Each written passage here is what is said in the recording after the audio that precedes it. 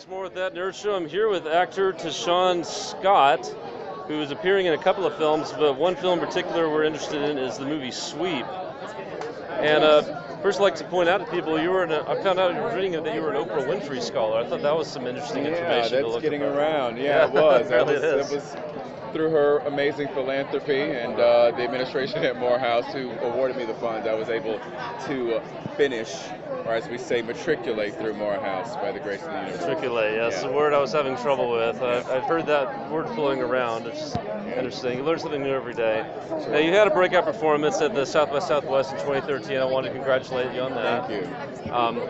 But what can you tell us about this film? This sounds like it's sort of a film about people who are settling their differences. They meet up under strange circumstances. There's some drama that goes on, and there's some unusual outcomes. You know, it's sort of unexpectedness of life, sort of coming through in a film. But some interesting things about this, about it taking place at a recycling center. I found this interesting. I don't hear a lot of stories that take place at a recycling center. So, do you know what can you tell us about the process of the story and how it came to take place at a location like that? Well, the seed of the story came from our director, Spencer Gillis. Spencer had gone to the recycling center to dump some things of his own, and he ran into two African-American men who asked to borrow his broom. And I think it probably caused a little bit of tension and nervousness, not knowing people, and then asking to borrow something from you. So that was the seed of the story. And from that, he just kind of created an outer shell of a relationship that kind of transpired between the characters, and then another unfortunate outcome that transpired later in the film. But he says the film focuses on fear, fear of authority, fear of yourself, fear of circumstances and situations, and how we respond in those moments of fear. They were able to sort of draw on some things from your own experience in sort of your portrayal of the character. Yes.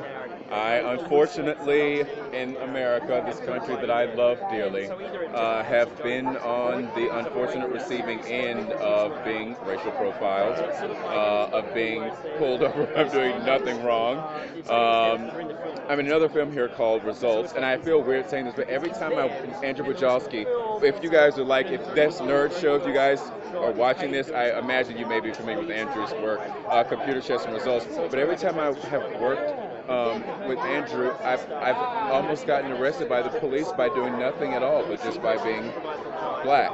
So those experiences that I've lived with and experienced, of course, certainly helped me draw to create the character and the emotions going along with the scene.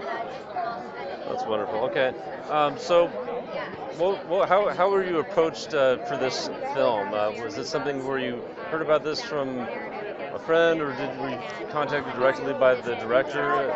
Spencer, I think we met at the New Orleans Film Festival in October 2013, I believe it was. And he loved the film, The Retrieval, and he told me that he was working on a short that he was interested in me taking a look at, and that's just kind of how it all happened. I understand this film was actually filmed in New Orleans. What, New Jersey? Oh, it's supposed to take place in New Orleans. Is that the key, and it was filmed somewhere else, or? Don't ask me that on camera because Okay. I couldn't tell you the answer. I understand. In my brain, it takes place in America, everywhere. Okay. Yeah. Well, that's the important thing. It's something that a lot of people, I think, will be able to relate to. Now, with us being from That Nerd Show, we do like to ask directors and actors, in your case, if you could do a superhero film or play a villain, who would you choose, or would you do a reboot or something new? What would it be? I think I would certainly prefer to do something new. Okay. Chadwick Boseman has Black Panther. I hear they're looking for a black Captain America. I may be able to do that. But no, I would love to play a superhero. I mean, I would love to play a villain. I would love to be able to play a superhero in one film, and then for them to say, well, sure, you can play a villain in another film. Who those villains are, I could not tell you.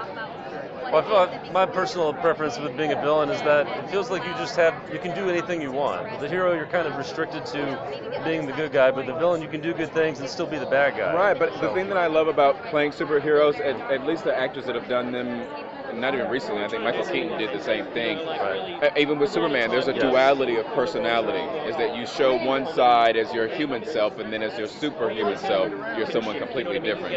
So, I don't know, maybe I'll bring like a third kind of 3D character layer to playing a superhero since we've seen the We'll be the looking. 2D. We'll be looking out for that since you said it. But I want to thank you for your time and My pleasure. good luck to your film. We hope to see it sometime during the film festival. Absolutely. Appreciate it. Thank you. All right. Thanks. Thank you.